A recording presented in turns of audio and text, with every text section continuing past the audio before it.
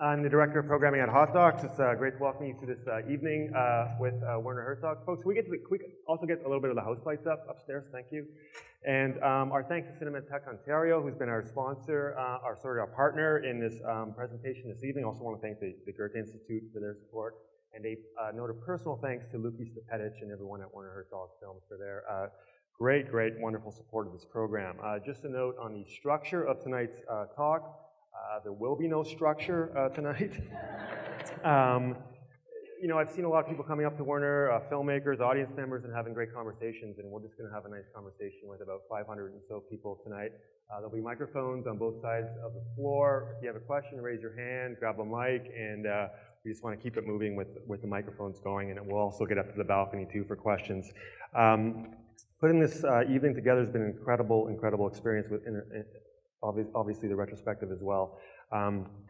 My own enthusiasm for Werner is incredible, and the enthusiasm I've seen among our audience. We see tickets for this evening posted on Craigslist, things like that. It's been amazing. It occurs to me through this that now more than ever, it's kind of Werner Herzog's work and what he represents is really necessary and important, and we're all embracing that this evening. He certainly occupies a singular space in contemporary culture, both with his work and his words. We're thrilled to have him in Toronto tonight to talk to you all. Without further ado, please join me in welcoming Werner Herzog.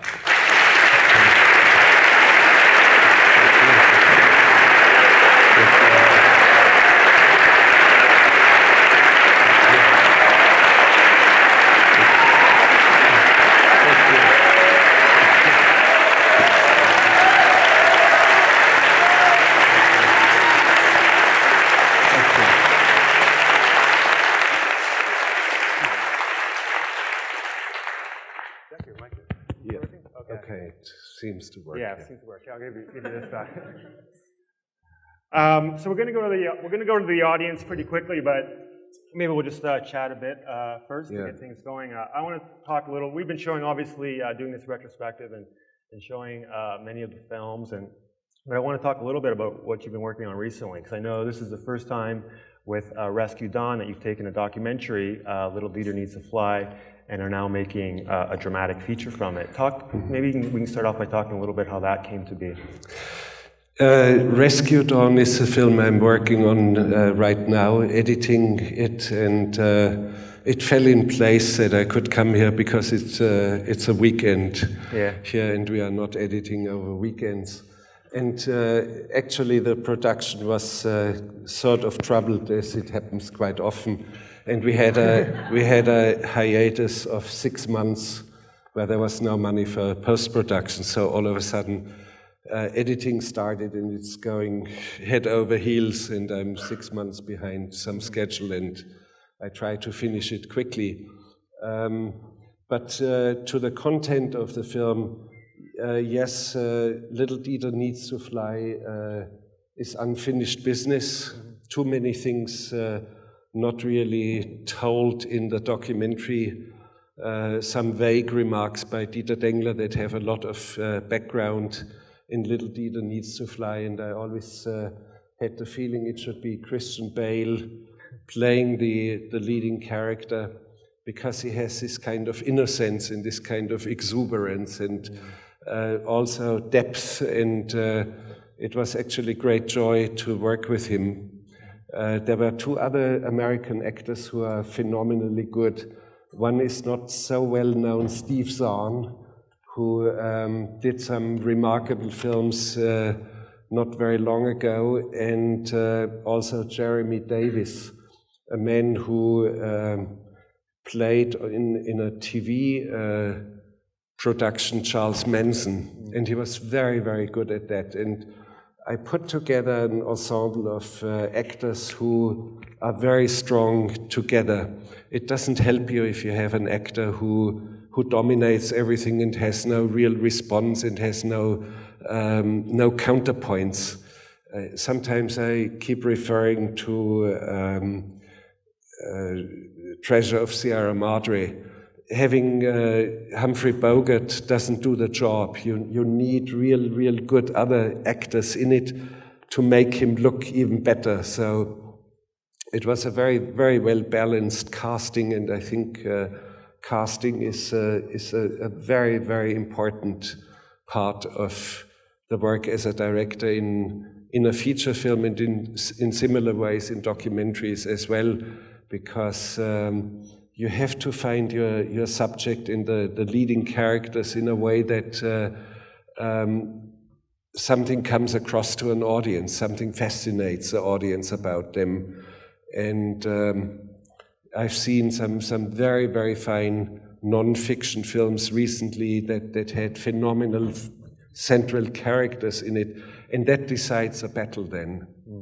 How much did you take the script for the feature from some of the dialogue or directly from the documentary? Was it a straight adaptation? No, not really, because the documentary, and I'm careful to speak about a documentary because much of it is invented and scripted, like the dreams of Dieter are my own invention, and he agreed, yes, let's do it because it will intensify a truth about him. So it's not a frivolous way that I'm doing these things, but of course I became close friends with Dieter Dengler, and he told me fantastic stories, and I read his first account of what happened to him, which was written down only months after he was rescued and somehow recuperated. And he wrote it down, and he was some sort of a semi-illiterate, because he would write in English, in correct English, but completely phonetic only. For example, he writes, and then a villager swung a machete at my head, and he spells it M-U-C-H-E-T-T-Y, muchetti or so. And in every single line you would have at least 3 words spelled completely only phonetically as he had heard it. And he was completely careless about that, because he was such a great storyteller. It didn't matter to him whether his spelling was correct or not. So, and reading his first account was much more fascinating than a book that was actually published. It's called Escape from Laos, and was published by more of a military sort of accounts of military personnel, and they cut the text down to the bare facts, and all the interesting things were eliminated, and I had the feeling this is all unfinished. I have to continue. And of course, in the documentary, you have a lot about his childhood, and you have a lot about Dieter Dengler as he survived everything and became a civilian pilot and crashed 4 more times, and death did not want him. All that is not in the feature film Rescue Dawn. So it's very, very focused on the time of him being shot down and imprisoned, and his escape and rescue. So all within 5 months or so of time condensed. Yeah, that's interesting. Besides, let's say the difference in, say, content between the 2 pieces, is there for you something that the fiction can do that the documentary couldn't do, or? Yes, that's also a consideration, because in a documentary you have to basically stick to the real events, and of course the borderline of invention and fantasy and imagination is somewhat limited. For example, doing Grizzly Man, since Timothy Treadwell, the central character in the film, was already dead, and I came across his footage, you cannot start to manipulate it wildly and invent events that did not really happen. So you have to respect the footage of someone who was killed by a bear and eaten by a bear. But that was more or less an exception, because otherwise the borderline between fiction films and non-fiction films is not very clearly defined.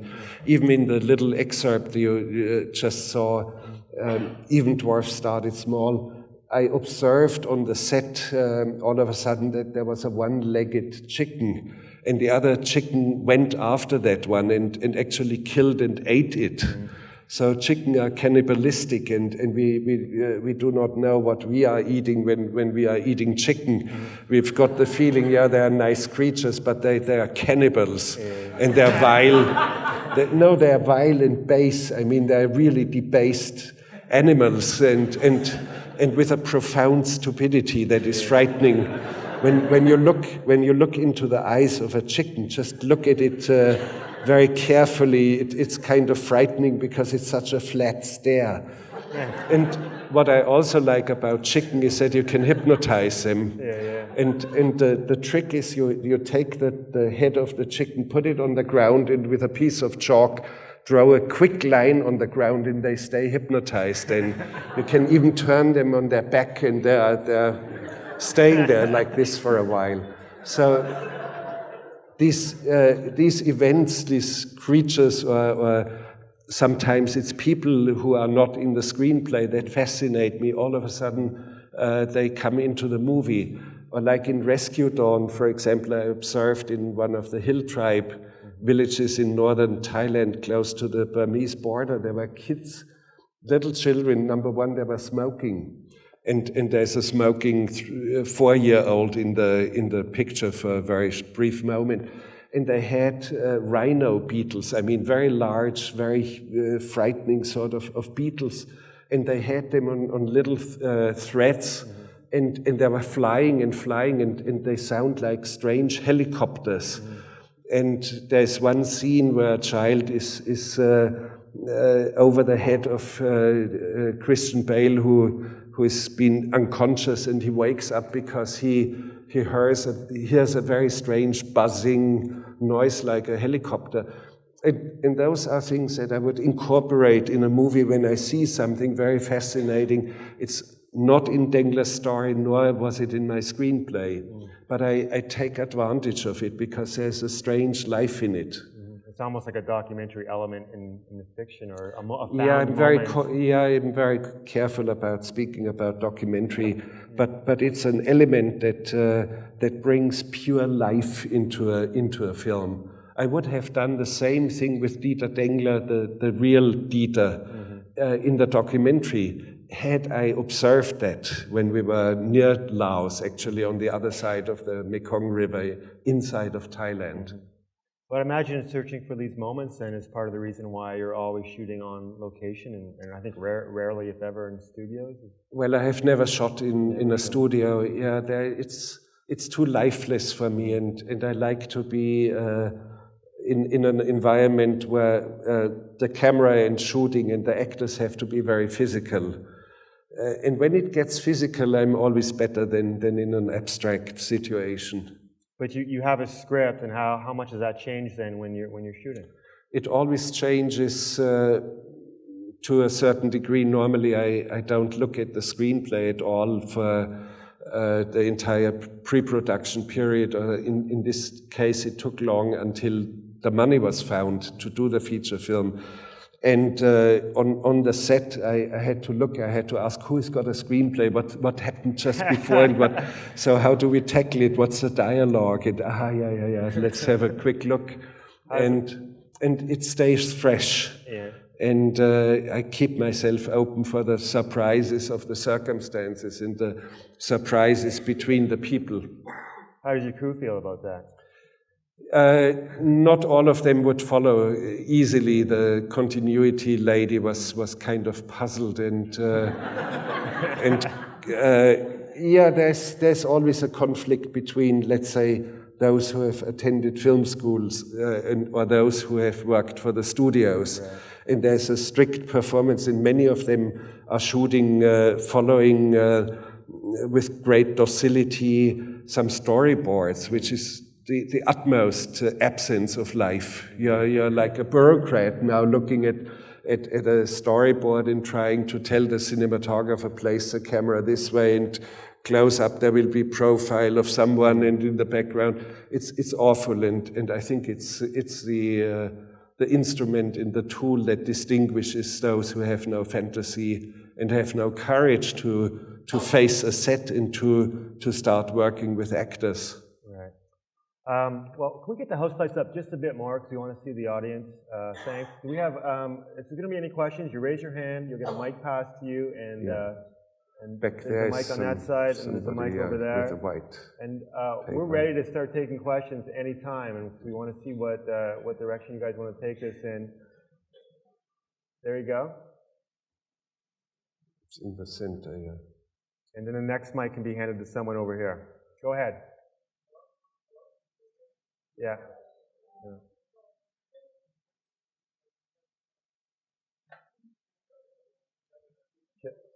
Yeah, I just shouted at. Sorry, go ahead. Yeah.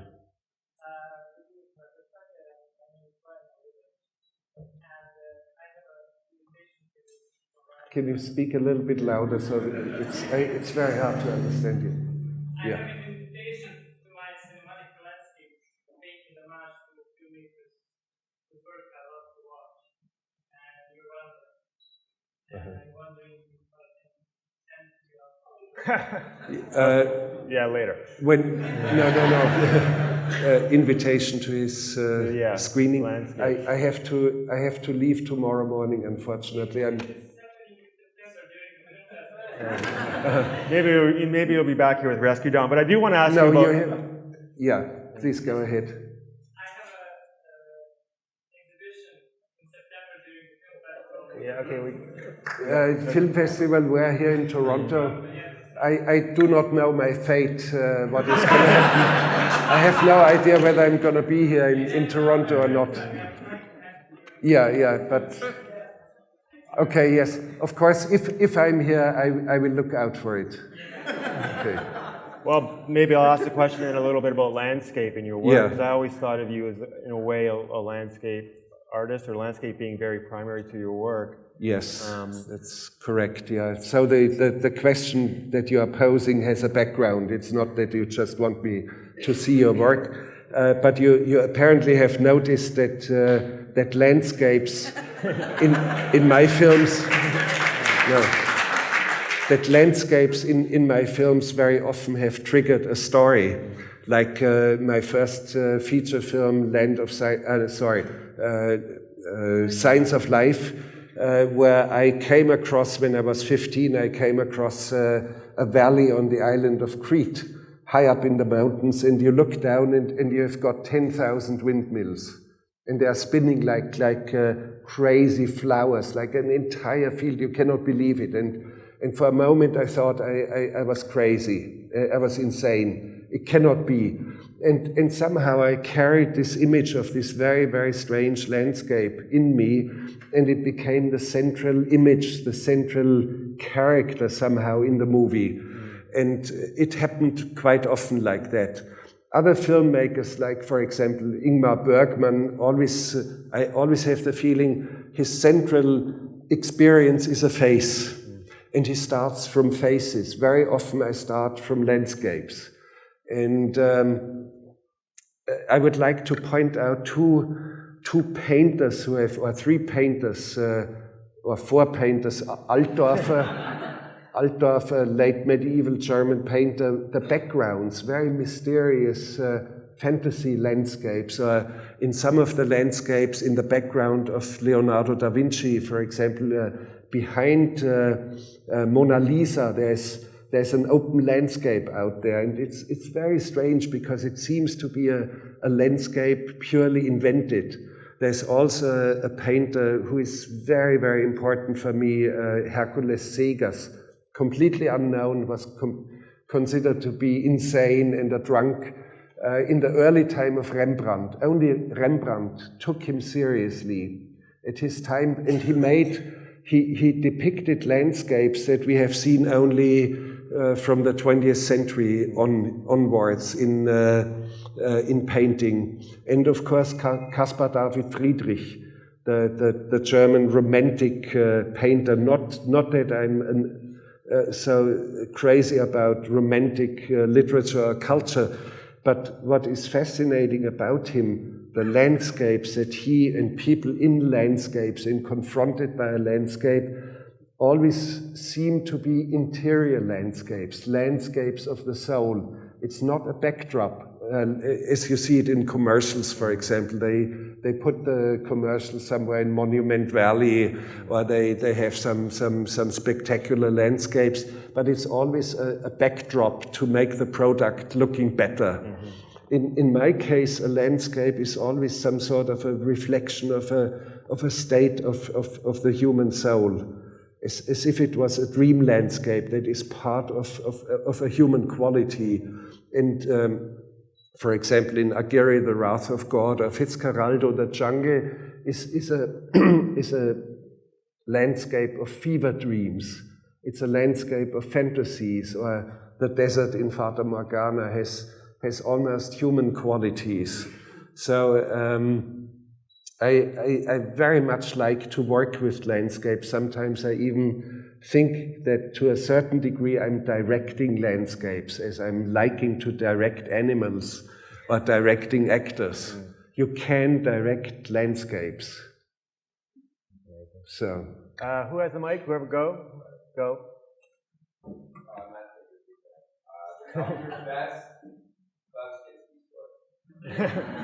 Well, you have seen some of the best Klaus Kinski stories in My Best Fiend. Sure, he was full, there was constantly wild stories about him. There were constant clashes that he had with authorities, and he would wreck Rolls-Royce on a weekly basis and do the wild stuff. But you have seen, you have probably read, or you can check into the tabloids of the time, or check into, the wildest story about Kinski is his own biography, his autobiography, which is completely made up, or almost completely made up. And it becomes interesting to read it, because the distance between his own autobiography and his factual life is so enormous that it's fascinating to read into what sort of life he imagined himself. So if you want to have a real good Kinski story, read his biography, his autobiography. That's great, I've read it. Why did you decide to make My Best Fiend when you did? Making My Best Fiend, while I was working with Kinski, and I had to endure the pestilence out there every day, and it was not only him that was difficult to take along, it was all the other actors who after 2 days wanted to go on strike. And it was the cinematographer who said to me, how can you do this to us again with this? And so I had to keep the crew under control. I had to keep the other actors somehow working, and I had to keep Kinski somehow under control and domesticate the wild beast and make things productive for the screen. I would ask you then, in a lot of the reviews of Grizzly Man, you saw Timothy Treadwell being compared to Kinski as a Herzogian character. Did you see that, or do you believe in this notion of a Herzogian character? It may be that there are certain characters out there that fascinate me, but it's not that I was fascinated by Kinski being Kinski who smashes the common bathroom and toilet for 12 people. And my brother Lucky, who is here, who is my producer here, he has witnessed these things, and sure, it's kind of funny to think about that nowadays, but it's not the Kinski smashing the bathroom. What fascinated me about Kinski was how intensive is his presence on the screen, how crazed and how present and how intensive is he in the movies where he showed up. Most of the films he did, and he did something probably over 200 films, nobody was ever really capable to count it. Normally he was 1.5 minutes in a film, which translated to 1 or maximum 2 days of shooting. Nobody could take him any longer. But these 1 or 2 minutes in the film, spaghetti westerns, you just name it, porno films, whatever, he sticks out. You forget the title of the film, who made the film, you forget the story, but you never forget the moment with Kinski in the film. Yeah, I agree. So it was that quality of him, that kind of enormous presence and intensity that he had, that was unprecedented, and that was the only thing that counted for me. What did, maybe I'll ask you, what was the greatest thing you learned? You learned from working with him? Was there something that I learned technical things from him, like the so-called Kinski spiral, as you have probably seen in the documentary My Best Fiend. Yeah. I've learned from him very quickly the kind of memory of a scene that we took. We filmed a scene on board the raft in Aguirre, and it's a wide shot, and he moves between the silent, frozen, frightened Spanish soldiers on board of this raft. And 3 days later, I thought, I said to him, Klaus, I think at that time I said, Mr. Kinski. I said, Mr. Kinski, I have the feeling we should have something a little bit closer on you. And he said, yeah, let's do it again. And he said, yeah, there were these two men there, and there was a cannon, and there was my daughter in the film was here. And I said to him, yeah, let's reconstruct it. He said, just roll it. Just roll the camera. And he reconstructed the scene 3 days later and did step for step for step.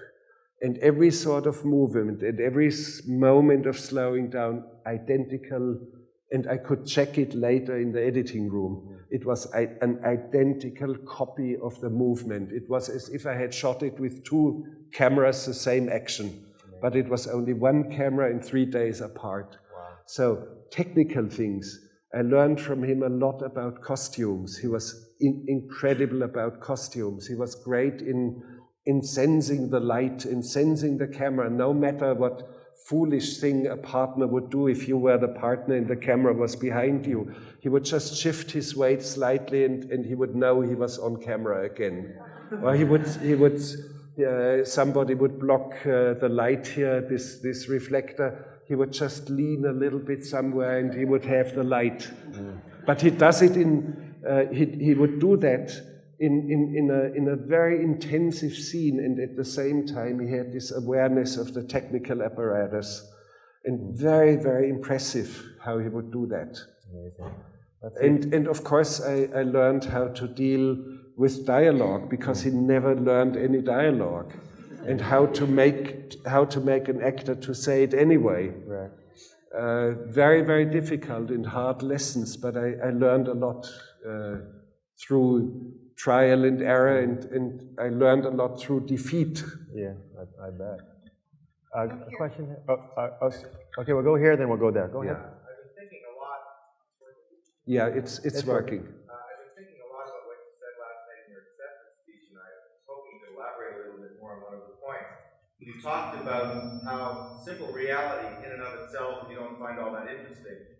If I understood you correctly, I think you were saying it was the mystery behind the reality, or a bit of magic. Could you talk more about that? And could you also give us some insights into the perceptive process, how you see the things that you see that come out of reality, and how others can see those things too when they're making films? I go to the second part of your question first. How do I see reality? I'm very much into life, in what the Mexicans say, pura vida, and it means raw life, but it also means a certain form of purity of life and events. I do not plan any films. I transform what I experience into movies. It comes out in certain stylizations, like observing kids with a rhino beetle, and in the film Rescue Dawn, it comes out in a very strange, mysterious, and transformed way. How that happens, I do not know, but that is my profession. If I didn't have that in me, I shouldn't make films. So that's part of being a director or a writer or so. And the first part of your question meant you are speaking of mystery, but I'm not really into so much the mystery. When I addressed the audience yesterday evening, I spoke about the obsession with facts, which is totally uninteresting for filmmaking, because then, or for poetry or whatever, because the phone directory would be the book of books. So we are not into that. Reality, of course, it is a great challenge out there. When you look at virtual reality on the internet, or you see kids around watching Survivor, reality TV, or all sorts of virtual realities. Now you can watch Mission Impossible, and of course the audience walks in, and even the 6-year-old kids know, yeah, this is all digital effects. Photoshop is around, WrestleMania is around, faking fight, and yet there's some fascination about how stylized it is. And we do have an enormous challenge about what constitutes our perception of reality, of a dramatic evolution of tools that challenge it. There was one incident that I recall which opened my eyes some 15, 16, 17 years ago. I was with Barbie Schröter, a French, very good friend of mine, a French director, in Venice at the beach at Los Angeles. And we barbecued at 10 in the evening, and all of a sudden helicopters circling and searchlights going down on us. We withdrew inside the house because there was something not right. And next day we learned that there was only 2 blocks away a restaurant. A young couple walks out of the restaurant being confronted by a 12, 13, 14-year-old kid. The kid has a gun in his hand and yells at them, "This is for real," and shoots them dead. And they never found him. And it's fascinating. It was not some sort of a shooting arcade. It was not a video game. And apparently the kid was confused about reality and wanted to make a point. This is for real. That was the only thing he shouted, shot them dead and fled. So there's something very, very big out there. And our perception is changing. And neither am I so much into facts, nor am I so much into reality, with the exception of experiencing it as a human being in form of pure life. I'm trying to find something much more fascinating. What is the truth behind it? Is there a deeper form of truth in it? And I coined it, or I named it an ecstasy of truth, an ecstatic truth. Does it illuminate us somehow? And it's something that you will find both in my non-fiction films and in my fiction films, always this search somehow in it. Whether I will ever achieve it or not, I do not know. But there are sometimes moments where I know I have captured something, like the dancing chicken at the end of Stroszek. It's a moment where you know there's something very big and inexplicable, to a certain degree still a mysterious moment, and yet one of the finest moments I've ever shot in my life. So if you want to go a little bit deeper into it, on my website, I printed out, it's only half a page long, the so-called Minnesota Declaration, a manifesto that I wrote on facts and truth in documentary films.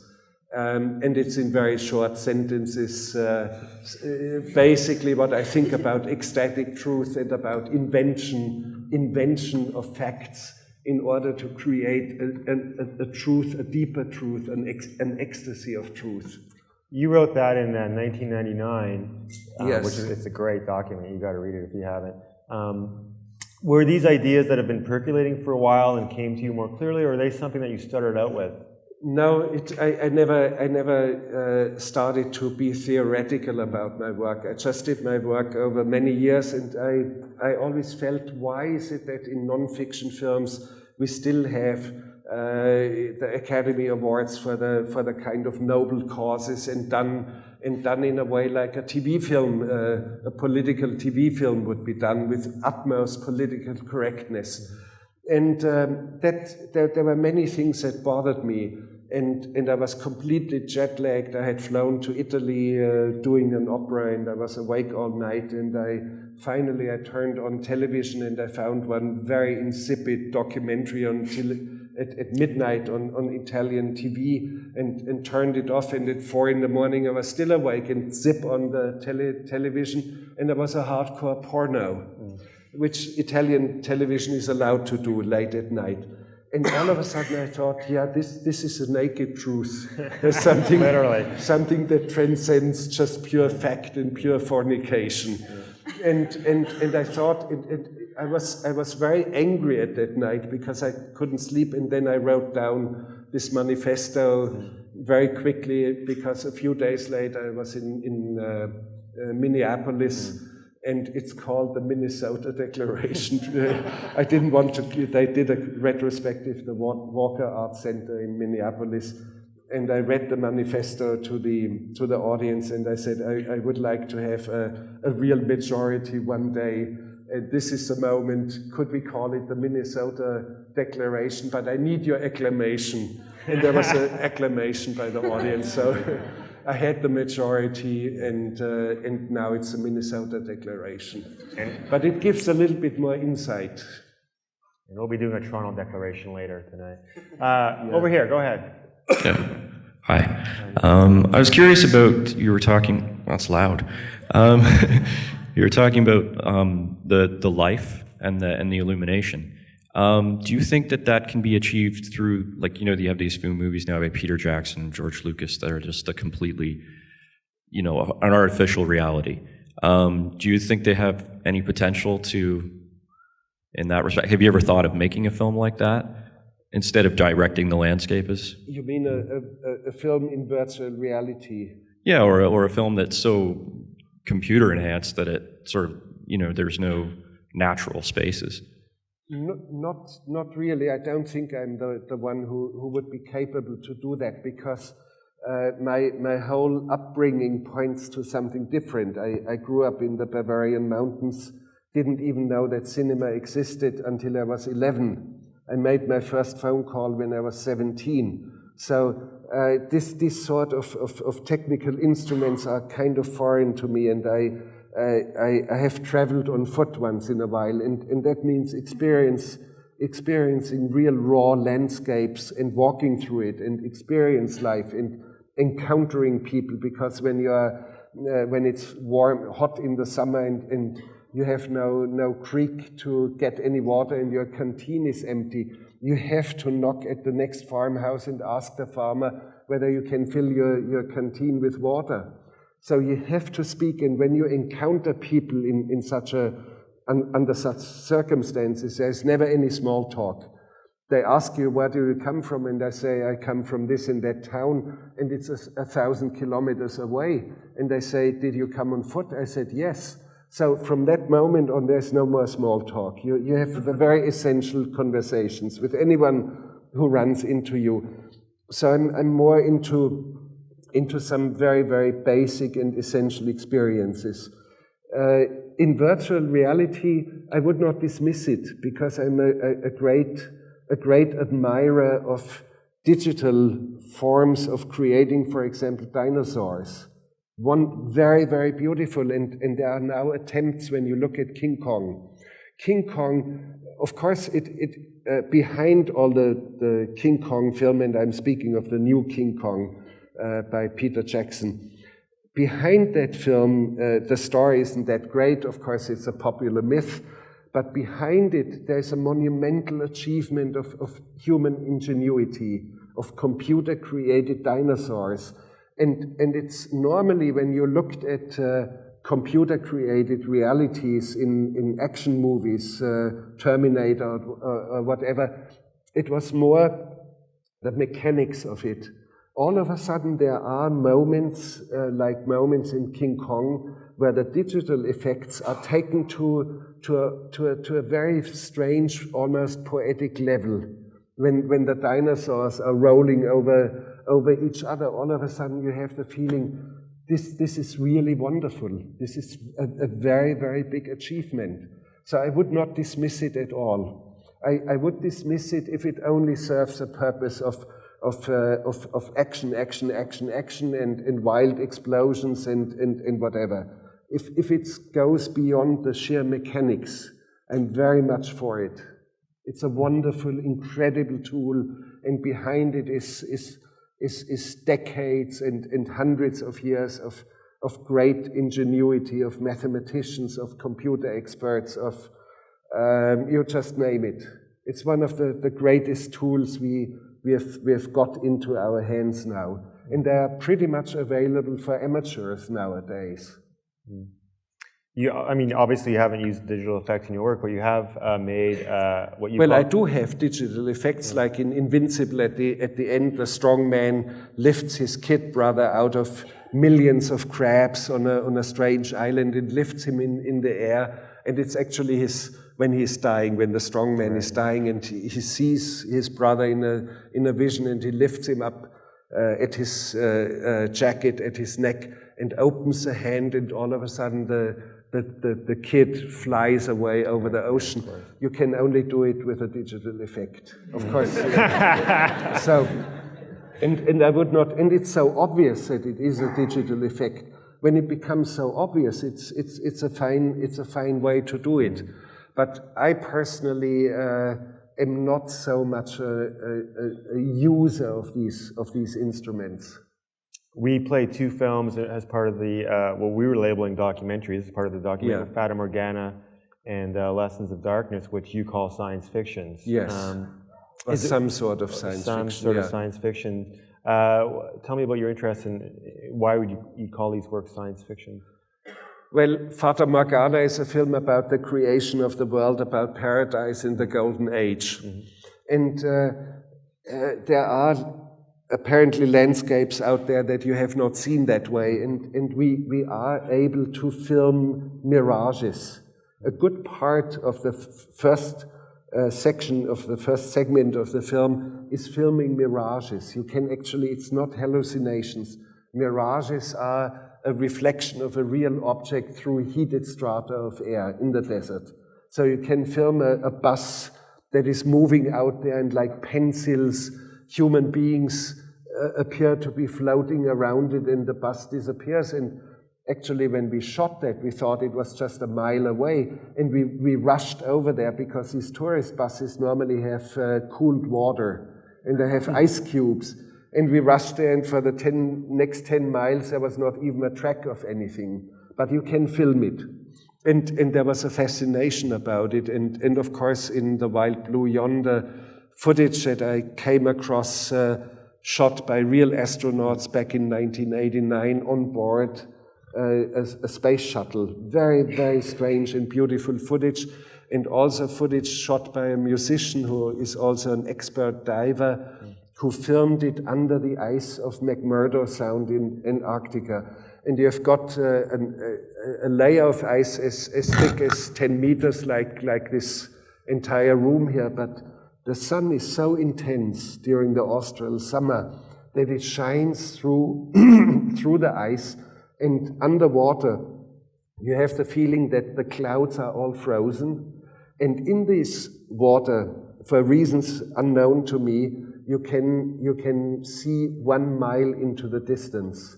Normally, when you are filming underwater, the water becomes opaque or dark after, let's say, 100 feet, and you cannot see any further.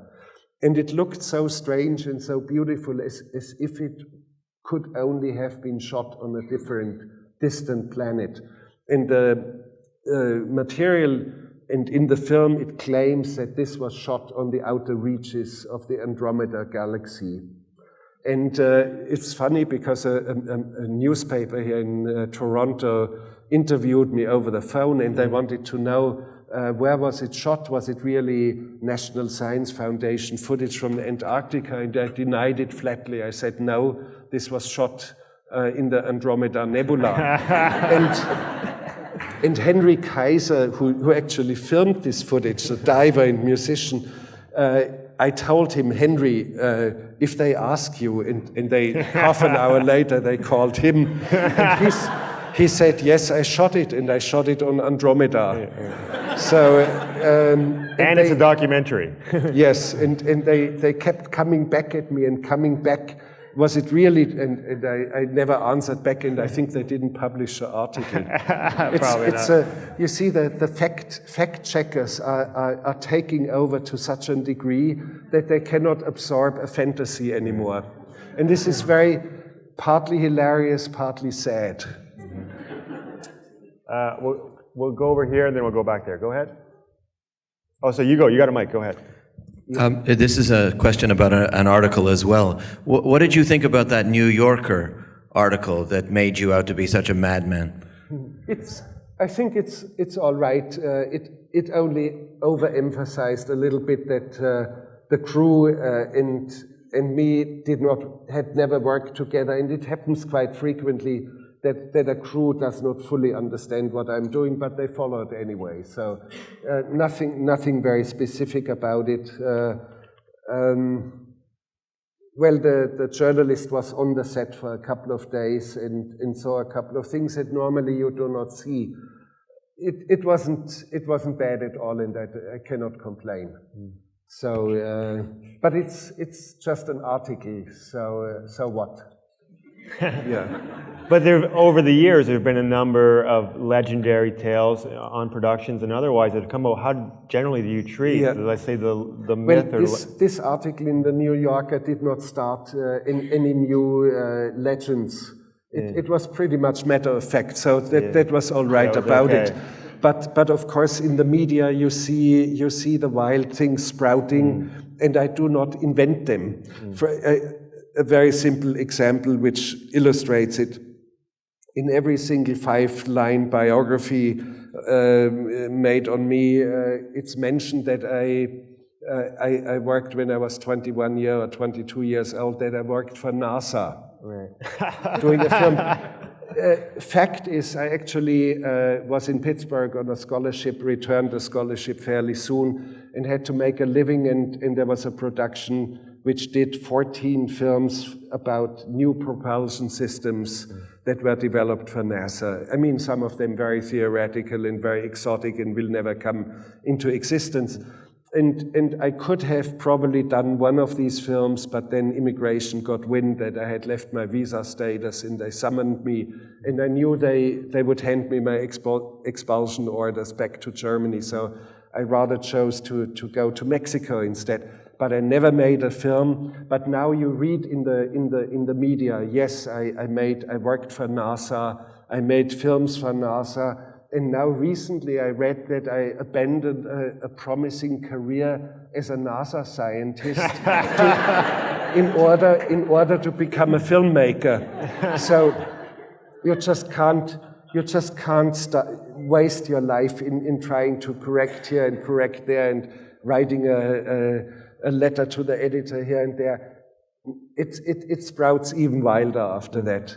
What helps sometimes is to kill a rumor. You never kill it with facts or truth. You can only kill it with an even wilder rumor, like Claudia Cardinale being seriously wounded during Fitzcarraldo. A truck had hit her. She was never hit by anything. And I just had dinner with her, and a frantic journalist from Italy reached me, yelling and screaming at me, what happens? Is she going to survive? I could not tell him that she was all right. And the news spread to Argentina, to Brazil, you just name it. And 2 days later, the journalist got me on the phone again, which was hard because there was hardly any phone line. And I said to him, because it still was in the media, I said to him, well, it was kind of slightly different. Claudia Cardinale was run over by a truck. She survived, badly wounded, but the truck driver, who was barefoot and drunk, raped her on the site of the accident. And so silence, silence, silence on the other line, and the man hung up. And it vanished from that moment on. So that was a good lesson. Yeah. But somehow it is sometimes helpful to have all these all these figures out there who are not me, who pretend to be me, who are invented by the media. I feel reasonably safe. It's like bodyguards, Right. like doppelgangers, like paid stooges. Let's go over here. Go ahead. Hello. My question has to do with the landscape you've been talking about, and also in a way the chicken you mentioned earlier. In so many of your movies, you have a view of nature nature is malevolent or almost evil. How do you account for this view? Because most people would say, at worst, nature is neutral, but you seem to see it as a malevolent force. I don't really see it as malevolent, because we are part of nature anyway. And if nature is malevolent, we are as malevolent as nature is. But of course, quite often you have human beings confronted by savage nature, by jungle, and you have the task to hoist a ship over a mountain. So, of course, nature, the mud, the rain, the jungle is some sort of an opponent of what you are doing and what the leading characters in the film are doing. But not that I see it as something really evil. It comes across very nicely in Les Blanc's film Burden of Dreams, where exhausted as I was, I spoke about Mother Nature, and I can't stand the term Mother Nature. It makes me cringe because it sounds like New Age pseudo-philosophical babble. And that really alarms me when somebody speaks about how harmonious Mother Nature is. And that's why I have an ongoing argument in my commentary with Timothy Treadwell, even though Treadwell, of course, was dead for a year already. And still I have an ongoing argument with him. And I had an ongoing argument with Kinski, who would embrace a tree. I mean, the tree huggers are the worst anyway. So, and he would order the photographer, the stills photographer, to snap hundreds of photos, how he would caress and embrace a tree, and he would rave and rant how erotic the jungle was. How erotic. And I said, no, the jungle is obscene. The jungle is obscene, and it's vile and base and obscene, and that's what it is. And there's no harmony out there. If you look at the Hubble telescope pictures that you can see anywhere on the internet, you can access, and when you see these explosions of galaxies and whatever is out there, even if you look at the sun, take a close look at the sun, which is so benevolent to our life, but when you look closely at the sun, it is just nuclear. It's the most inhospitable and crazy and nuclear place where 200 million atomic bombs are going off at the same moment. So I'm cautious about Mother Nature, and I'm cautious about the sun. Yes, it is. it is kind of helpful, but at the same time, we should not forget that it is nuclear. And if we take the shelter, this tiny, thin layer of atmosphere, take it off, and we'll be exposed to the sun, and we'll be dead in 5 minutes flat. Good night, everybody. No, you say, I mean, you talk, the jungle is malevolent, and yet you've shot... No, not malevolent, vile and base. Vile and base. Yeah. And obscene. And obscene. Yeah. I remember that. And yet you've shot many films in the jungle. You go back and yes, I like it. I love it, but as I keep saying, I love it against my better judgment. So, just sort of talking a little bit more about nature. Encountering the footage of Timothy Treadwell's footage, what was your first response? First of all, how did you find it? How that footage come to you, and what was your initial response on watching that footage? Well, the story somehow stumbled into me. I had no plans from 5 minutes before I got into that until 5 minutes when the project was somehow shoved across a table to me. Read this article, and I read it, and I came back to a producer who did that and asked what was going on, and I just took the production away from him, and I did it instead of him. So I usurped something. But and then, of course, I saw some of the footage, but only a show quote unquote, a show that Treadwell had made for PBS, I think, or HBO. And it's all fluffy bear cubs and him, the protector of the animals. And since I heard that there was about 100 hours of footage, I had a hunch there was something hidden in there, and and I knew there was something very big. I stumbled into something really big.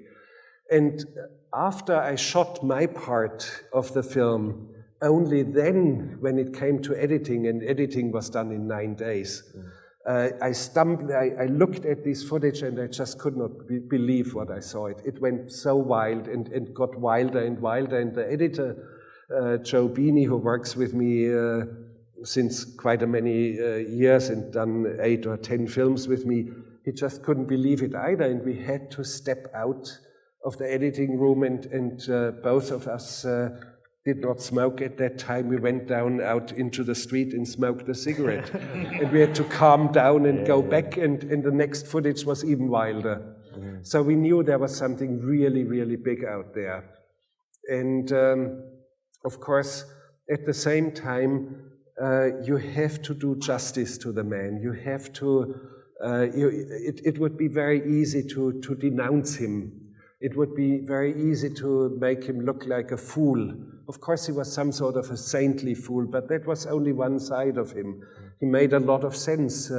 He saw a very noble cause out there. But the grizzly bears do not get protected by standing in front of them, in front of a 1,200-pound grizzly bear who can decapitate you with one swipe of his paw, who can run 200 kilometers in 24 hours, who sprints as fast as a racehorse. You better protect the habitat. But he understood that as well. And there was a noble cause, and there were hilarious moments. He understood it as hilarious. There were moments of despair. There were moments of self-aggrandizement. There was everything that constitutes human nature. And the moment I saw the first couple of hours of Treadwell's footage, I immediately alarmed both the network, Discovery Channel, and the producer and the movie distributor, Lionsgate, and I told them, do not expect what everybody expected. It is not going to be a wildlife film. It will be a film not on wild nature, but on human nature. Everything that constitutes a human existence, human nature, will be there to some very strange depth. And they accepted it somehow. They were suspicious, but they accepted it. Well, I'm glad you got your hands on that footage. Go ahead, Dan. Sure. You actually just introduced my question rather admirably. It's also about Grizzly Man. It seemed to me that there's the scene in the middle of the film where you listen to the tape of his death, which obviously got quite a bit of talk after the movie came out. It seemed to me that the narrative opinion, if you will, shifts at that point in the film. As it goes up towards that moment, you're essentially portraying him positively, and then after that you begin your critique. I was just wondering if that mirrored your own experience of examining his work, or if that was just done structurally in the editing process. I think it was more there was no thinking and no structure in the editing. We did the editing in 9 days, and I wrote the commentary, and I recorded the commentary, and we did the premix. So it went so fast. It was just plowing through it and delivering the thing. But the tape had to be addressed. I did not want to address it at all, but it was known everywhere in the media. It was known there was a tape which recorded the audio portion of a videotape. The lens cap was still on the lens, which was found in the crushed tent of Treadwell. Apparently, Amy Huguenard, his girlfriend, had switched it on. The moment she switches it on, it is so violent out there and so intense that she apparently dropped the camera and rushed out. I did not want to address it, but I was pressured by everyone. The network, the movie distributor, everyone in this project. And I said, yes, of course it exists. Let me address it. But for me, the more interesting thing was not seeing me and how I would react. opposite, I'm filmed from behind, and you see Jewel Palovac, who had worked and lived with Treadwell for 20 years. And it's a very moving moment because she has not listened to the tape, even though it was in her possession. She tries to read from my face. And once I listened to the tape, it was instantly clear it's not going to be in the film. It's not going to be a snuff movie. I had no idea what I was going to listen to, whether there was anything discernible on it or not. And it is so horrifying that you just don't publish it. It has to do with a certain responsibility in face of an anonymous audience on television, for example, but it also has to do with a certain borderline. And it would have been a transgression into the privacy of an individual's death. In the dignity, you have a right of the dignity of your own death. So you just don't make it public, and tabloids would have done it instantly. The National Enquirer would have published it if it had an audio portion in it. So, and I'm not into that, so I flatly denied to have it in my film. And then I just faced the pressure, and I said, only over my dead body, end of discussion. So some of the films that I made, for example, Handicapped Future was a project that was brought to me, and there was a political agenda behind it, and I made it because I was in desperate need of money for paying taxes that was coming over me. And I thought, yes, I'll do this film because it fascinates me, even though it's not completely dead center what I would chose myself and had to do by all means. The film is all right, but not as close to my heart as others.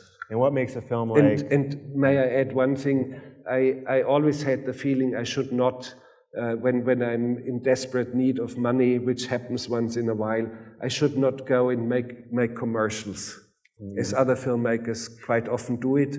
I rather earn my money by doing sometimes a film, even Lessons of Darkness, which is one of my finest films, was made because taxes were really, really after me, and I needed money.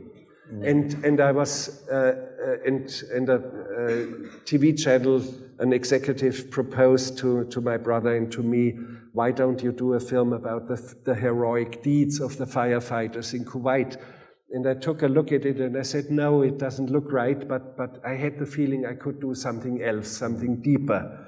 And I said, why shouldn't we try to do something beyond that what a TV station normally would show? And I had no clear idea what was going to happen, but I knew it was going to be somewhat different. What did your funders think of Lessons in Darkness? It's something like, almost like a science fiction film, something where a planet becomes unrecognizable. Of course we know it was shot on our planet, and you do not recognize it anymore. And the music and the structure of the film were completely unknown to me while I was shooting it, and I was shooting it with a British crew and a very, very fine filmmaker, Paul Barriff, who had shooting permit, which I didn't have, and he had a crew ready. And my brother Lucky arranged a meeting in a hotel room in Vienna, and we met for 20 minutes, and I listened to him, he listened to me, and I said to him, Paul, do you have the nerve to step back and just be cinematographer and co-producer, and I would direct it? And he stood up and said it would be an honor, and we shook hands and did the film together. So those are very fortunate moments that happened to me in the project that was not completely mine in the first beginning of things. All of a sudden, while I was doing it and in post-production, became completely a vision that was very much my vision. And of course, Paul Barriff, with a phenomenal sense for rhythm and images, did his part. It's actually not my film. It's a film of Paul Barriff and of me. It's two people who made it. Yes, down here. Go ahead. Yeah.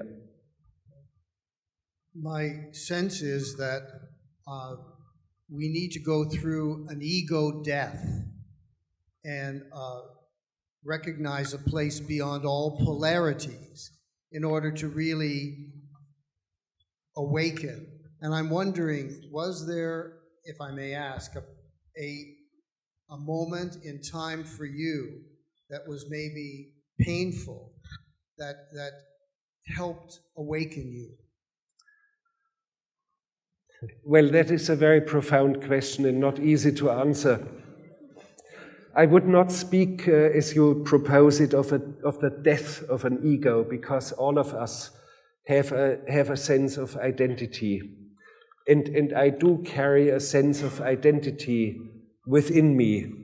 And also not only a personal identity, I also carry a cultural identity within me, which I have never abandoned, nor have I abandoned my own personal identity.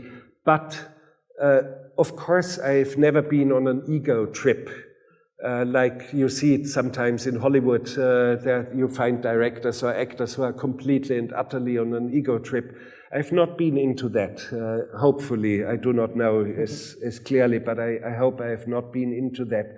But of course, you are pointing at a very, very interesting phenomenon. When I'm in the editing room, even though I have shot and created the screenplay and have worked with the actors of Rescue Dawn, for example, which is in the editing room right now, when I look at the footage, I disappear almost completely and I forget about all preconceived ideas that I had and how I wanted to structure it. And I look at the footage as if somebody gave it to me, or as if I had stumbled it somewhere in the street, or I had fished it out of a garbage can. Now, what is the power of the footage? And I find all of a sudden the sequence, as I shot it, doesn't work at all. It's just boring, but there is a beginning at the moment which strikes me, which is unknown to me, which comes across as something very fascinating. And I start to reshape the story, and I will only include the beginning of the sequence and then connect it with something else.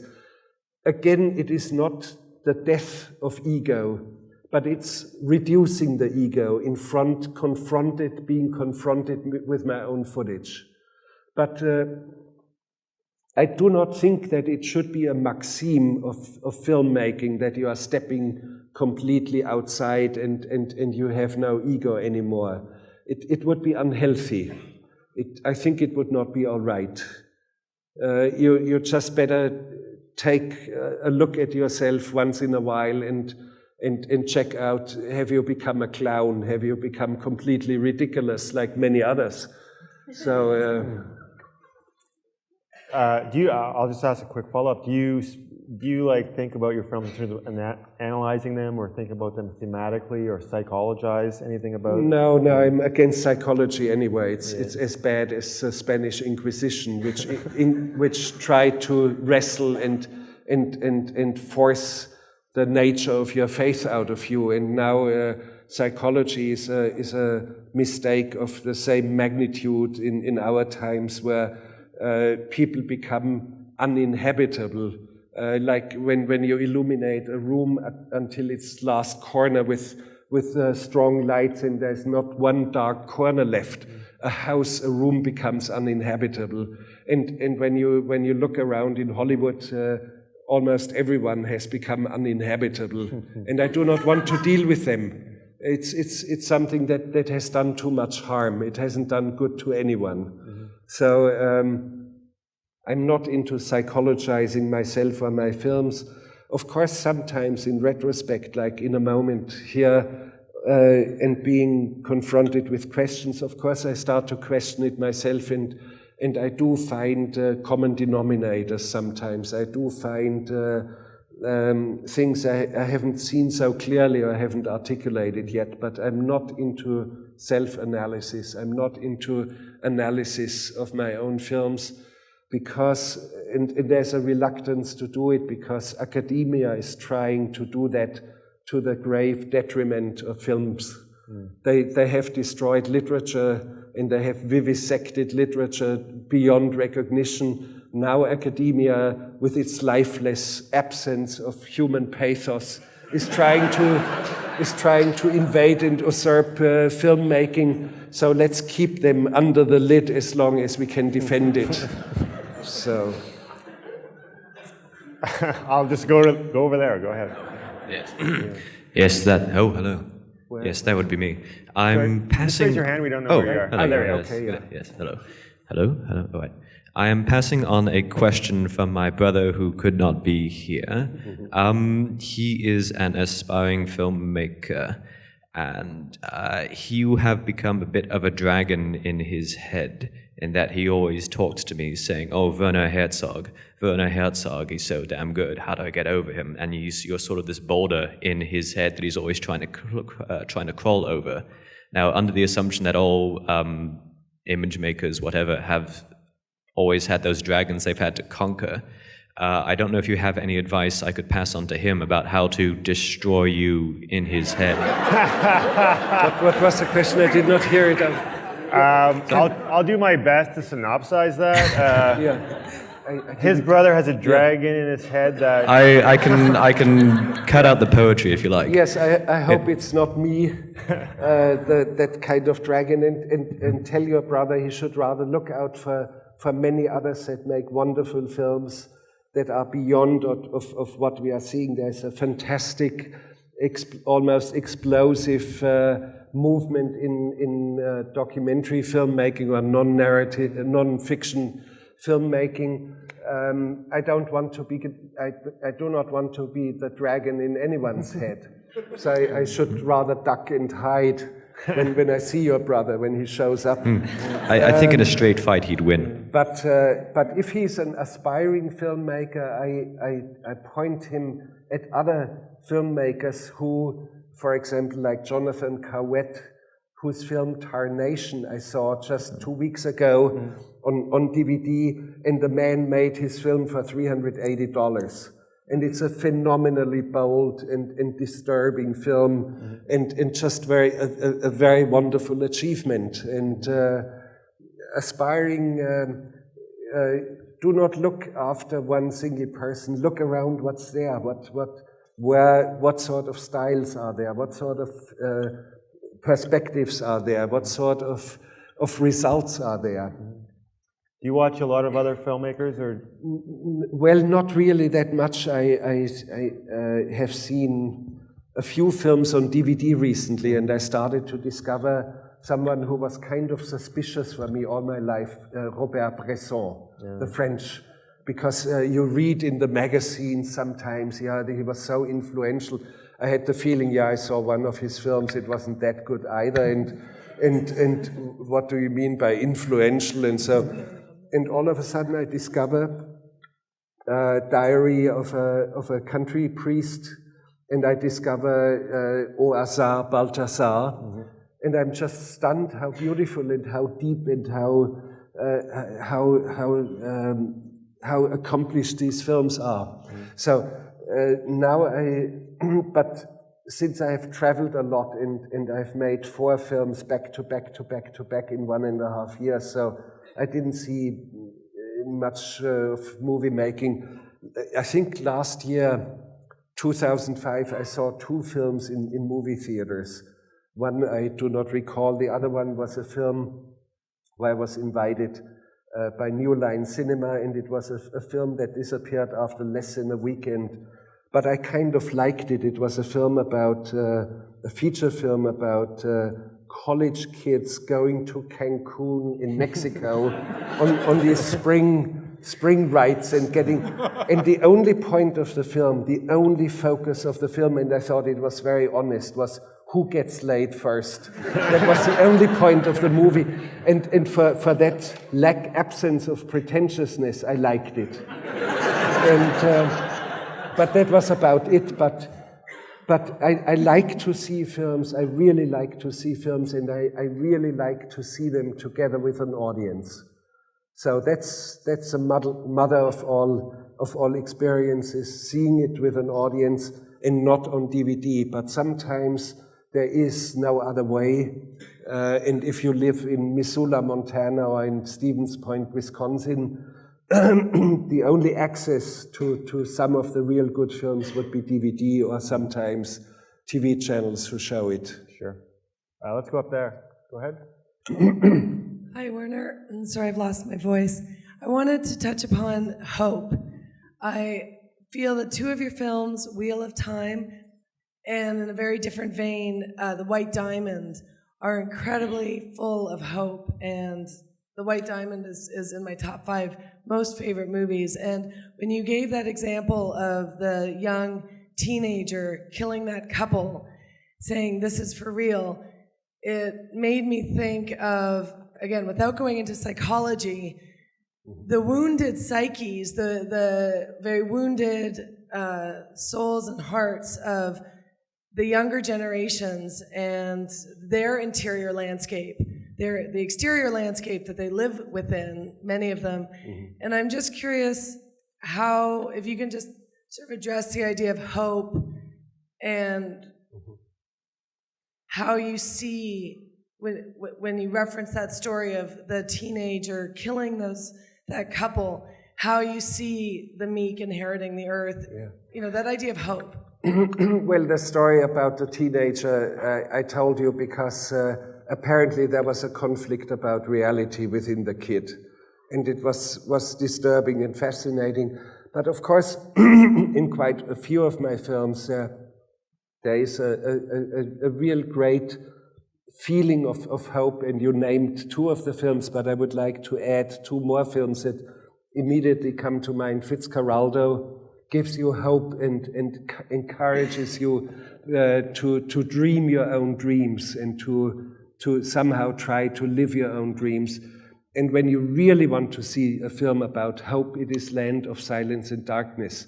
It is out on DVDs now, and my brother Lucky just released a 6-pack of DVDs with 25 films that are hardly available at all or have been not shown for 20, 30 years, and one of them is Land of Silence and Darkness.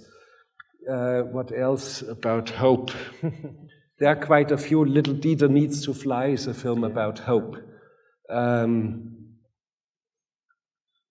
Probably more than that, I just do not recall my films at the moment.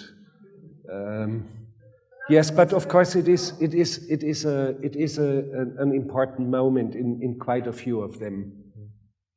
Okay, over here now. Yeah. Go ahead. Maybe I did not answer your question correctly. I was definitely referencing your films, but when we all look at the world today, even when you spoke about the 4-year-old smoking cigarettes, children are just, they're absorbing so much negativity and but there's nothing wrong about a 4-year-old smoking a cigarette once in a while.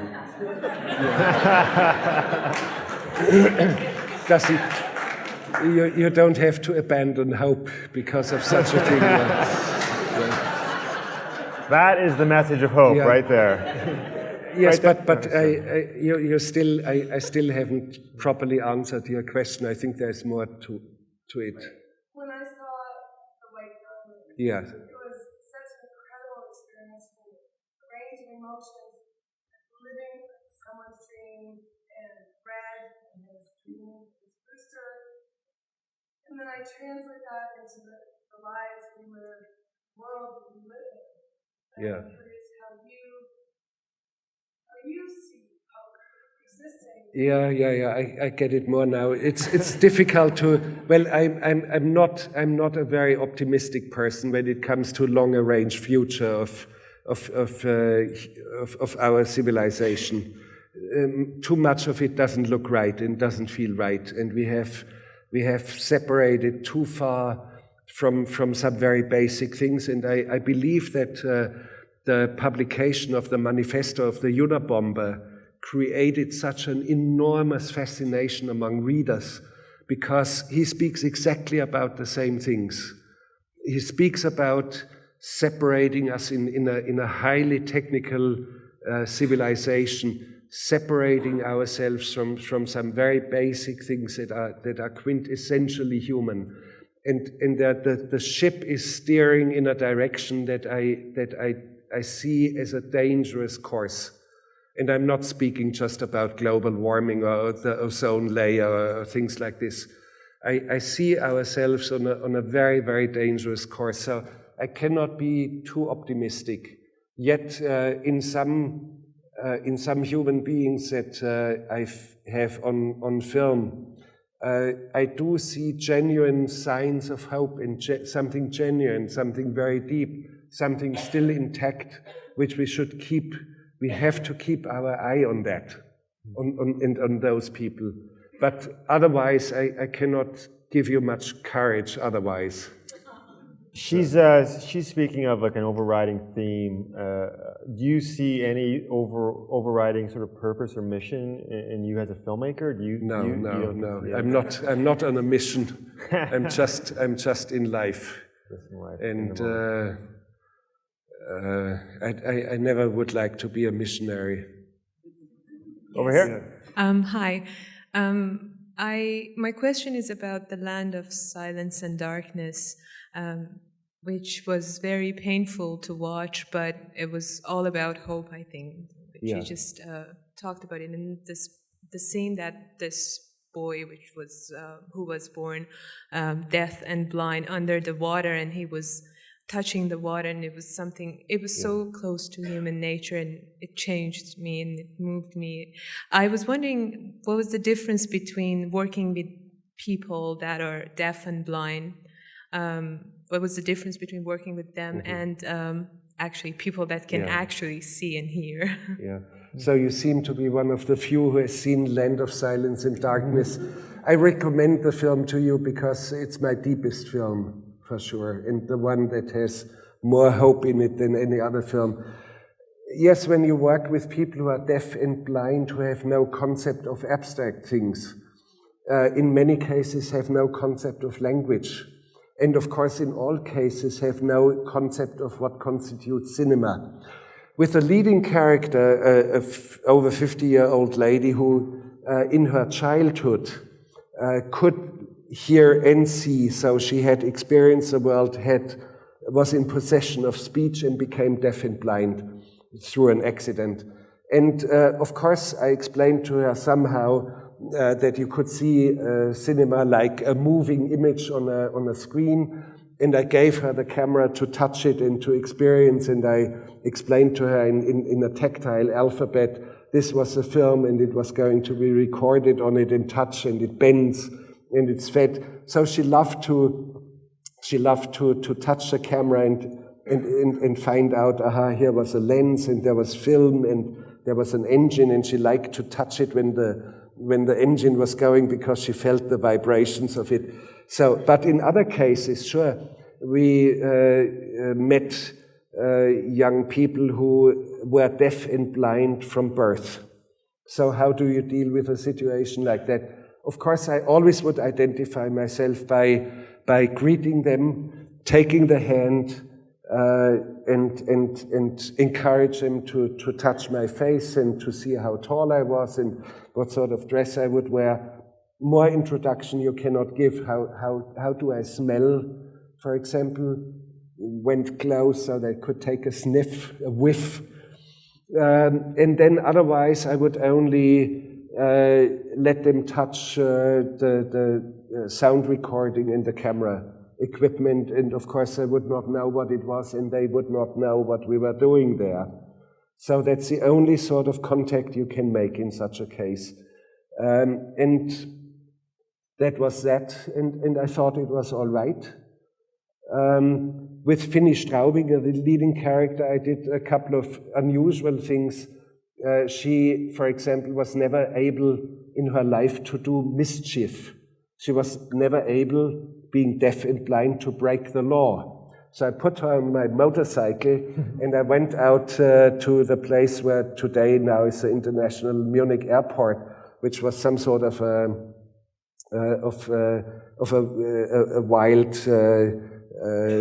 wild area where there were a lot of pheasants. And I poached a pheasant, I shot a pheasant, and she realized I fired the shot because she did not hear the shot, but you feel the kind of explosion coming out of your muzzle, of your rifle. She knew exactly now I had shot. And I took the pheasant, and she knew it was illegal, but she plucked the feathers, and she helped me cooking it, roasting it. And she was completely and utterly delighted that we had done together something illegal. So she loved that, yeah. Thank you. We'll take a few more questions. Go ahead with the microphone. Test. Provo. Back there. Yeah. There's perhaps a two-part question. Yeah. Can you perhaps outline the role of music in your films, and with respect to Nosferatu, which has a tremendous audio environment, possessive great pathos, and the use of Siegfried's Rhine journey in this spectacular scene up to Nosferatu's castle, which, apart from it being something you can appreciate on a purely intuitive level, did you perhaps, like Wagner, use leitmotifs, or might it point to something? Yeah, I mean, we're not picking it all up. I mean, in general, the role of of music, and then whether I used leitmotifs in music or in images also. No, this is purely with respect to the audio.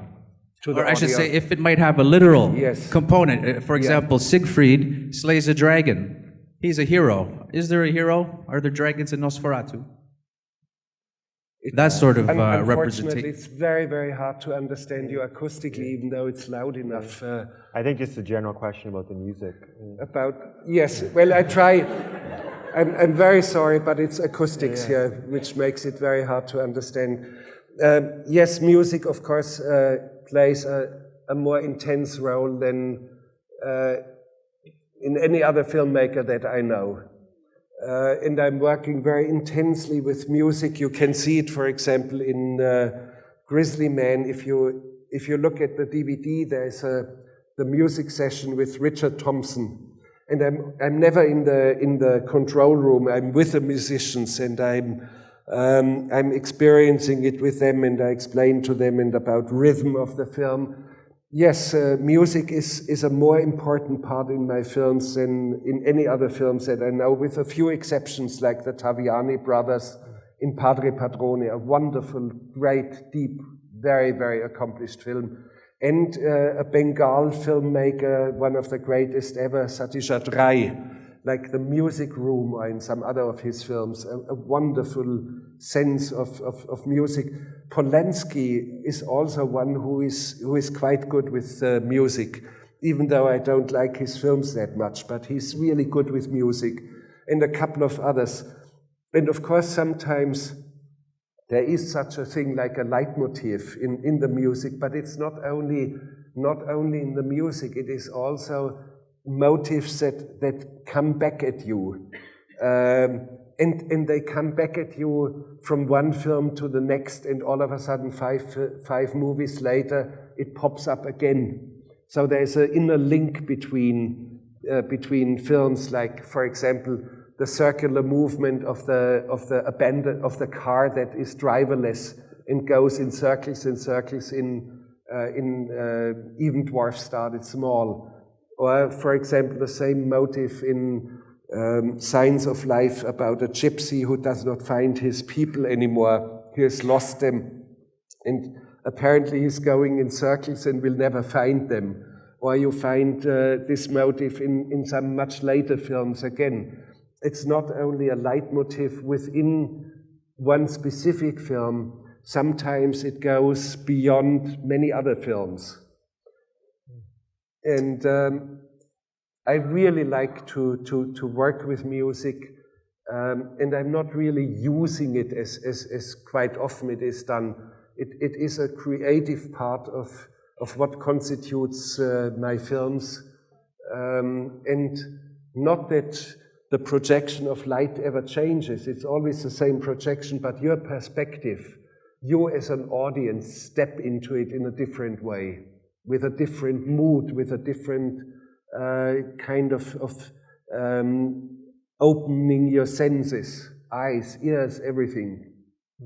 We'll take a couple more questions. Go ahead. Your work is so internationally known, and you are so your career has been so broad and vast. How many languages do you speak? Which languages do you work in? And where is your home? My home is not easy to describe, but mostly Los Angeles, and I add sometimes Boise, Idaho. But Munich, that's where my basis of operation still is functioning, and my brother Lucky is running all the business side, the contracts, the finances, everything, putting projects together. Languages, I speak a few, and I spoke once a language that is completely erased from my memory. It was Modern Greek. I even made a film in Modern Greek, and the last time I spoke Modern Greek was 40 years ago, and it has pretty much vanished. And I always manage to function in different languages. Somehow I do manage, even with people who come from north of Tibet and speak a dialect which Tibetans do not even understand, from the province of Amdo. And I filmed with a man who came 3,500 kilometers in prostrations, going down on his face, saying a quick prayer, standing up and stepping where his face was. 3,500 kilometers, and he was on route more than 3 years. And I had to have an interpreter who would translate from Amdo dialect into High Tibetan, and the High Tibetan would translate into English, which is not my language either. So, but I do manage, and I speak a few languages, but let's not harp on that. But I should mention it, because if there are filmmakers here in the auditorium, I think it is a very, very important element of the work that we do understand language.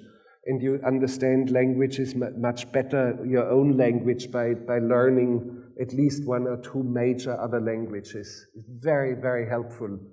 Very helpful also to be into storytelling, tell stories to 3 or 4 year old children who have no attention span, who are mobile, and how do you keep their attention? How do you tell a story to them?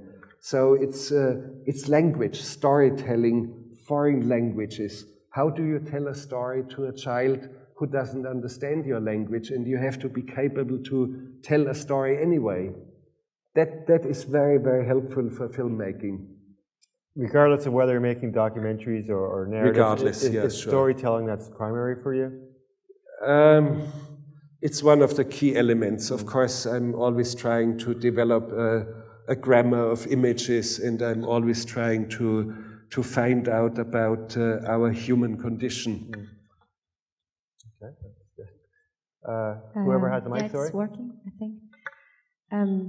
Thank you so much. Thank you for being who you are, and thank you for doing the work you do. I had a few questions, but I'm going to try to go down or to two. One was, yes, I was very surprised that you indeed have one part of your life in Los Angeles, who seems so far away from whatever you said tonight.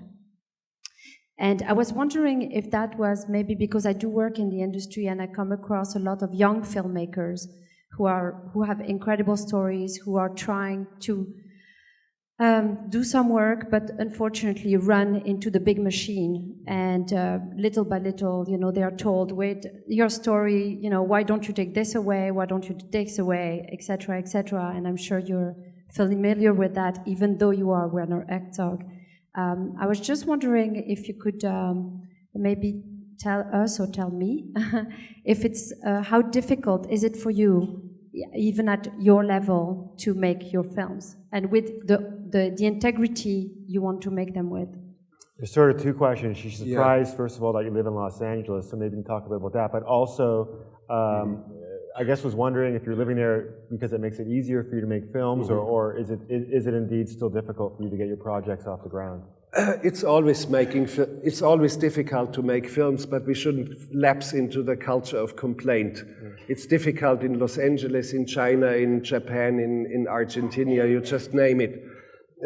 But today, some of it has become easier, in particular when you are doing non-fiction films, because you can work with very available, not expensive tools. And Jonathan Coet's film Tarnation was done for $380. Or you can do a feature film for something like $10,000, $15,000. And it's possible now, we have the tools. To some extent, many of the theaters and audiences who are eager to watch films beyond, let's say, Mission Impossible or Terminator or King Kong have pretty much vanished. There's hardly any art house theater left. Most of the distribution companies have disappeared. So it has not become easier. Somehow I managed always to continue making films. And a film like, let's say, The Wild Blue Yonder, I owe that to partners who are actually here. Andre Singer, who has been a very loyal partner in England, and my brother who said, yeah, let's let him do it, and there must be a reason, let him go wild. So, and they made it possible for me to do a film like this. Speaking about Los Angeles, there was simply a question of, since I was in San Francisco for a while, question, where should I move? My wife did not want to leave the United States, and I agreed. And we said, let's move to the place with the most substance, cultural substance. And it was clear it would be Los Angeles. New York, if you look at the cultural substance, yes, there's a lot in New York going on, particularly if you want to see films. You have to go to New York. In Los Angeles, you basically see the mainstream movies. And of course, it is ugly and vulgar, and all the glitz and glamour of Hollywood doesn't interest me. But when you look behind that, when you look behind New York, the real substance is finances, and the real substance of Houston is oil, and the real substance in culture would be Los Angeles.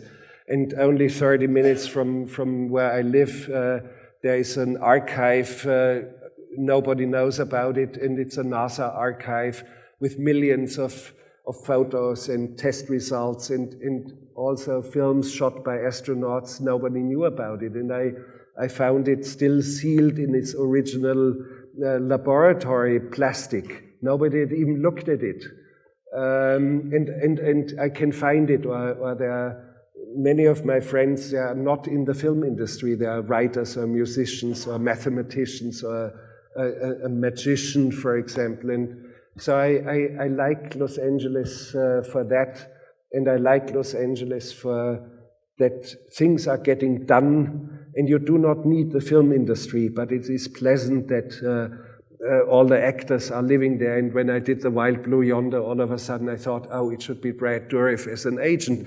And I call as an alien, and I call Brad Dourif, and I say, Brad, what are you doing? And he said, I'm shooting tomorrow. And I said, I need you tomorrow. Now I have to shoot until Saturday, because he was still in Deadwood. And I said, can you shave your mustache? Yes, on Saturday I can shave.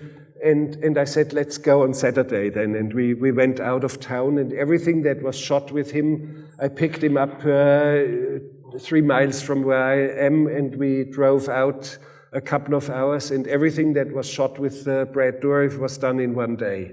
Wow. And so you have a cornucopia of talents, of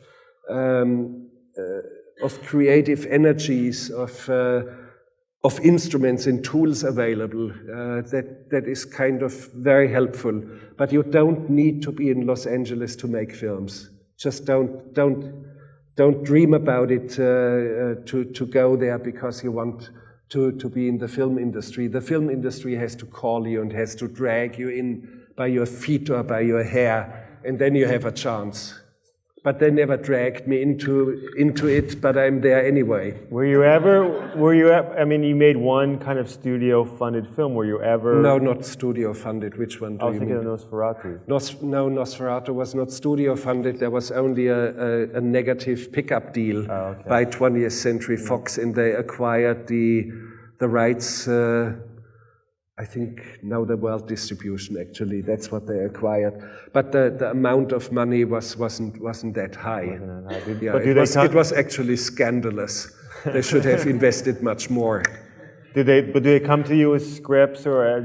Well, they do. In that case, they approached me and they wanted to be part of Fitzcarraldo, but they immediately, when they heard about my plans to move a real boat over a real mountain and not just a plastic ship over a studio hill, they become very frosty. Right. I mean, there was, so of course there were contacts, and there are always some sort of contacts, marginal contacts. Have never gotten really anywhere into me doing a Hollywood movie. I think part of it is because I'm not like Emmerich or Peterson, who always dreamt of doing Hollywood films, always dreamt of leaving Germany and German culture behind and finally making it in Hollywood. And they have accomplished it, they have achieved it. Good for them, but I would not function in doing the kind of, I wouldn't be the man to do a good Independence Day. So they are much better at that. Yeah.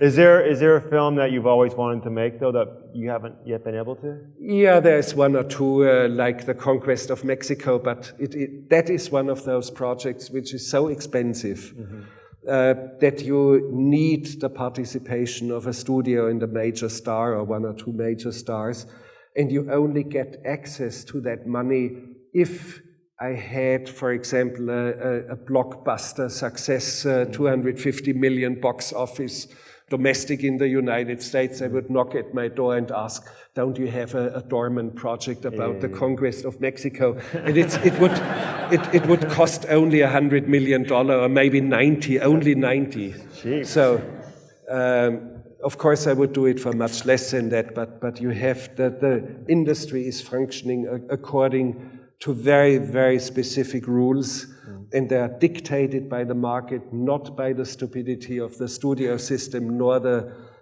agents, nor the screenwriters, nor it's a dictate, a worldwide dictatorship of a vast, vast majority of audiences. That's the bottom line. They want to see Terminator, period. And they have a right to demand that, and it is satisfied by the studio system. Go ahead. Hello. In Julie and Donkey Boy, you appeared as an actor, and I found it interesting that you chose that role, or that part. I'd like to know about your work with Harmony Korine, and also, since it was a Dogma film, if you have any comments on the Dogma manifesto. Well, I'm not into Dogma, even though the Dogma movement always saw me some sort of their predecessor. And probably because I have this physical directness of filming, like in Aguirre, The Wrath of God, which is some sort of a role model, but I shoot with light, with tripods, with dollies, with a historical subject, costumes, everything that's against the rules in their cookbook. And still they like me a lot. But I like, they made some very credible films. Harmony Korine just asked me to act in his film, and he lured me into it because he said, I'm acting in the film myself as one of my sons. And I said, that sounds okay, but he chickened out at the end. So I was left alone, and of course, I like this man because he's such a talent, a very raw, wonderful talent, making films in a completely different way. But there was not much of a screenplay in Julie and Donkey Boy. I'm sitting with the whole family, I mean my two boys and the pregnant daughter who was impregnated by her insane brother, and there's grandmother on the table, and I only knew that the insane boy would read a crazy poem to me, and I would harass him. That was all I knew, and I see 2-3 cameras. They had these little cameras already rolling, and they were fiddling with one camera still next to me. And I looked over, where is Harmony? And I see Harmony standing somewhere, and I said, Harmony, are we rolling already? And he nods to me. So the scene is on, and I ask him, what's the dialogue? And he looks at me in bewilderment and says, speak. So I came up with harassing my son with telling him the real story of Dirty Harry, the end of Dirty Harry, how Harry blasts the bad guy away. So it was like that, and I enjoyed it, and as vile and base and dysfunctional as I'm in the film, as much as that I enjoyed it. And it came easily to me, and I knew I was good when the entire crew was cringing. So I knew I should even emphasize it a little more. It's a perfect director for you. Only 4 weeks ago, I acted in Harmony's new film, Mr. Lonely, on a jungle island off the coast of Panama, which was also quite good fun. But I could join in only for 3-4 days of shooting because I'm so much engaged now in completing my new film. He wanted me to play the part, a major part in the film, as Abe Lincoln, and I had to. I refused it only because it would have required my presence on his set for 5-6 weeks, which I didn't have. But I enjoyed to work with him. And I like to act, and this is because I like everything that has to do with cinema. And it is writing, producing, directing, going into music, editing, acting, everything watching movies. I love it all. Do you think you were born to be a filmmaker? You knew young you wanted to be a filmmaker. Yeah, pretty young. It started to emerge, but of course there were failures and setbacks, and it didn't look very promising. But then I made first film when I was something like 20, and I had the feeling, yes, I'm moving now. And I was always aiming for real movie theaters, and that's why very early on I started to film on 35mm celluloid. Right away. I didn't want to experiment around. I wanted to just step into it and try my best. And of course, it could have been a failure, but I would have noticed the failure, because if you shoot on 35mm, it gets so painful when you really experience a full disaster that it would have stopped me probably. And I probably would have become a writer or whatever. I do not know. You know, you've made something like 52 films in the last 4 years. Have you ever stopped working? Because you always seem to have. Yes, I'm lazy as everyone else in between. With 50 films, you're lazy? Yes, I'm a certified lazy bum. Yeah. We've got to start to wrap up. I'll ask you a little bit. We know you have Rescue Dawn that you're finishing up. Are you working on do you have another documentary idea that is ready to go? Yeah, there's something in Antarctica. Apparently, I will get permission to go to McMurdo, and that was all triggered through Henry Kaiser, the musician, and also diver.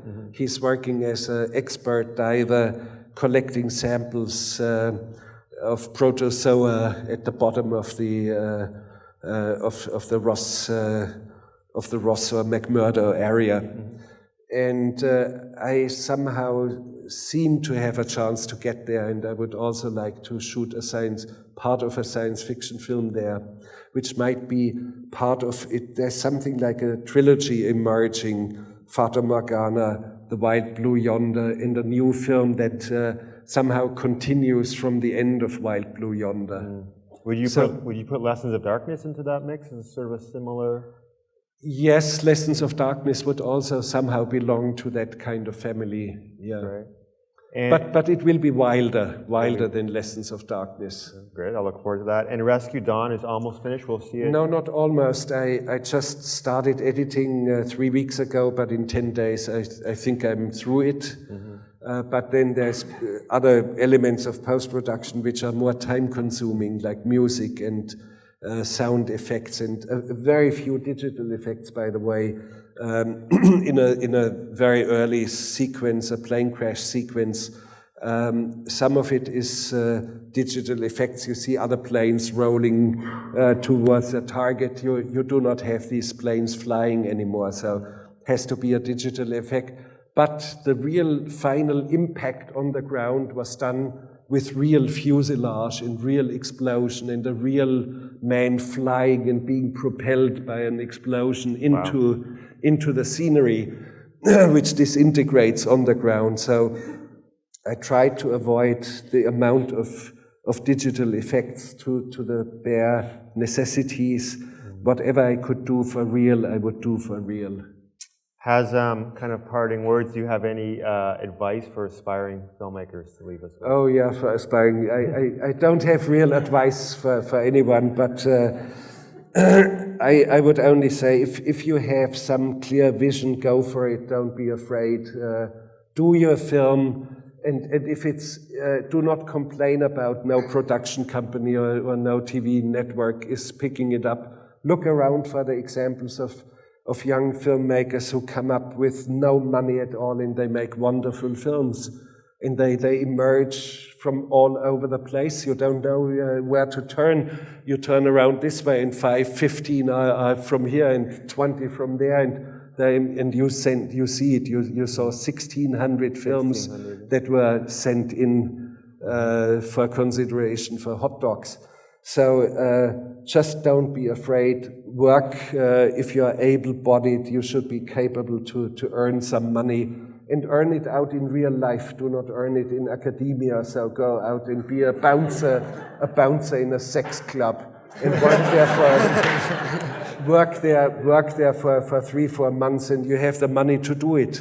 Yeah. So just go out and do it. There's no excuses anymore, because these cameras the little cameras are available, and they're very, very good in quality.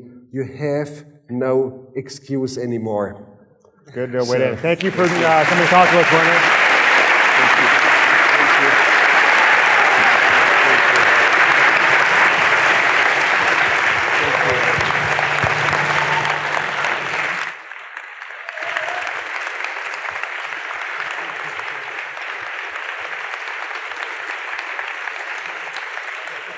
you.